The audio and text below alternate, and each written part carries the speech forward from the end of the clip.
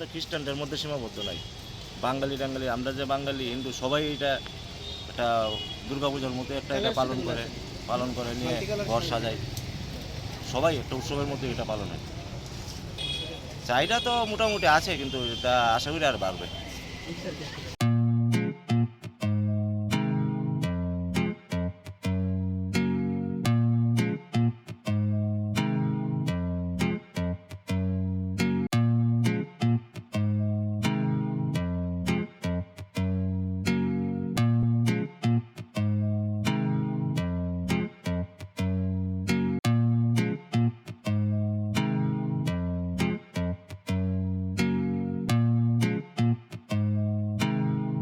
তো খ্রিস্টানদের মধ্যে সীমাবদ্ধ নাই।